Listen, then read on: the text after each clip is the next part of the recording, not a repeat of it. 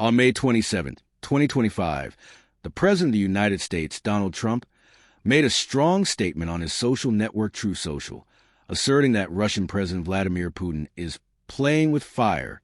This assertion came after a series of massive Russian attacks against Ukrainian cities, further escalating the conflict that has been ongoing since 2022. Trump also mentioned that if it weren't for his intervention, very bad things would have happened to Russia, suggesting that his leadership has been a restraining factor against more aggressive actions by the Kremlin. These statements reignite debates about the role of world leaders in the current geopolitical scene and how their actions might be aligned with ancient prophecies about global conflicts. In the biblical context, the book of Revelation speaks of wars and rumors of wars as signs of the end times. The intensification of the conflict between Russia and Ukraine, the inflammatory statements by world leaders, and global instability can be seen by many as indications of fulfillment of these prophecies. Furthermore, Trump's stance regarding Russia marks a significant change in his foreign policy. During his first term, he sought a rapprochement with Putin, but now he adopted a more critical and confrontational stance. Meanwhile, Russia downplays Trump's criticisms, with the Kremlin stating that American efforts to initiate peace negotiations are an important achievement. Given this scenario, many wonder, are we approaching a global conflict of biblical proportions? The actions and statements of world leaders seem to be aligned with the events described in the scriptures about the end times.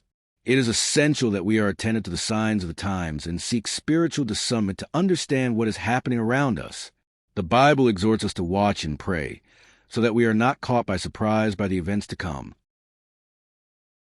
Faced with rising tension, geopolitical analysts and theologians are beginning to draw deep connections between current events and ancient prophecies. The book of Ezekiel, chapter 38, verse 2, mentions Gog, of the land of Magog, as a prince of the north who will lead a great war against Israel and its allies. Many scholars associate Magog with the region of present-day Russia and Gog with a powerful leader who would emerge in the last days to challenge the world order. With Trump back in power and adopting a tougher stance against the Kremlin, interpretations arise that place the United States as one of the last bastions of resistance before the outbreak of an apocalyptic conflict. The American president's statement that Putin went crazy and his play with fire is more than a political warning. For many, it is a prophetic omen that a line has been crossed. Revelation chapter 6, verse 4, speaks of the red horse, which represents war. It takes peace from the earth so that men would kill each other. This symbol has been frequently cited by scholars when observing recent events, such as the Russian bombings and Western retaliation. The current scenario seems to reflect this time of turmoil, where alliances are being reconfigured and the drums of war are beating ever louder. Trump, known for his combative rhetoric, now finds himself pressured not only to maintain international stability, but also protect the strategic interests of the United States and NATO, which have already announced military exercises in regions close to the conflict territories. This raises tensions to levels not seen since the Cold War. In the view of many Christians, we are approaching the boiling point of eschatological prophecies. A conflict of great proportions, involving the world's major powers, could pave the way for the manifestation of even darker events described in the scriptures. Daniel chapter 11, verse 40, speaks of a king of the south clashing with the king of the north, bringing destruction and turmoil throughout the land. While the world's eyes are on Russia, Ukraine, and the United States, there are also discrete movements happening in the Middle East, with rising tension between Israel and Iran. This further fuels the fear of a greater prophetic alignment, with various global actors fitting into roles described thousands of years ago. The question that echoes is, what comes next? Is Trump's warning the beginning of something much larger, a prophetic trigger for the final events? Is the war that seems about to erupt part of a divine plan already revealed in the scriptures, but ignored by many? And it's not just international politics that draws attention in this scenario. There is also a spiritual component intensifying behind the scenes.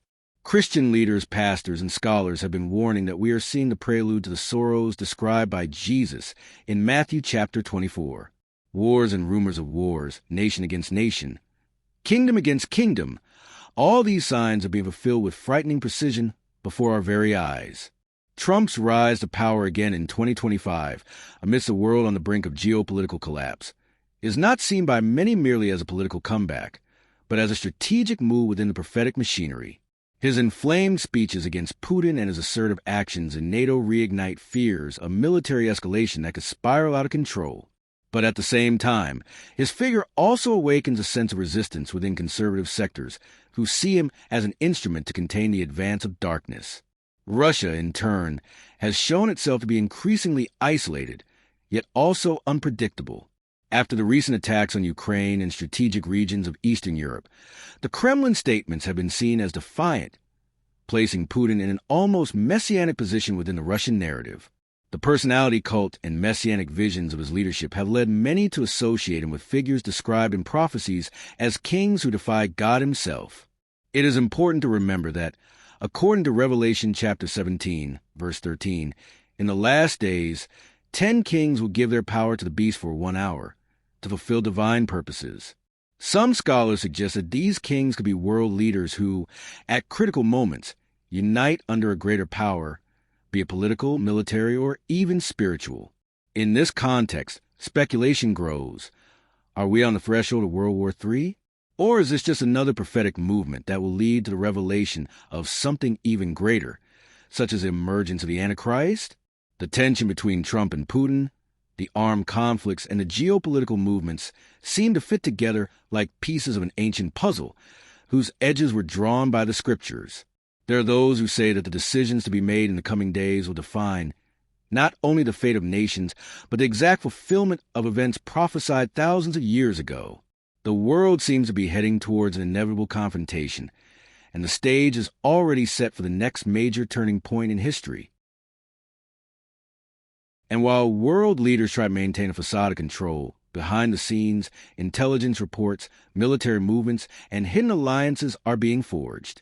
Ancient prophecies seem to be coming to life in real time. Many scholars are turning their eyes to Ezekiel chapter 38, where Gog and Magog are mentioned, references that for centuries have been attributed to an alliance led by northern powers, often associated with Russia. The possibility of a direct conflict between the United States under Trump and Russia under Putin reignites global fear. But for those who study the signs of the times, there's more than just politics involved. There's a divine script being fulfilled. The prophecy of Daniel chapter 7, verse 7, speaks of a terrifying fourth kingdom that would devour the whole earth. This kingdom may not be merely political or military, but spiritual, manifesting itself through ideologies and systems of domination that operate through nations. At the same time, pressure is mounting on the Vatican and Pope Leo XIV, whose recent election still raises suspicions among religious analysts. In some circles, it is believed that the instability between Trump and Putin could accelerate spiritual movements and decisions by the high clergy that were hitherto hidden. There are rumors about future statements the Pope might make, seeking to propose a global peace, which, according to Revelation chapter 13, could be part of the scenario for the emergence of the figure of the false prophet. Everything is interconnected. The weakened world economy, financial systems on the verge of collapse, the advance of artificial intelligence, and now, a possible armed conflict between two of the planet's largest nuclear powers. The combination of these elements points to a period that many would call the tribulation. But are the masses prepared for what is to come? Or are they being distracted by the visible wars, while the true spiritual events unfold away from the cameras? Faced with so many signs and events, a question echoes strongly. Are we truly ready for what lies ahead?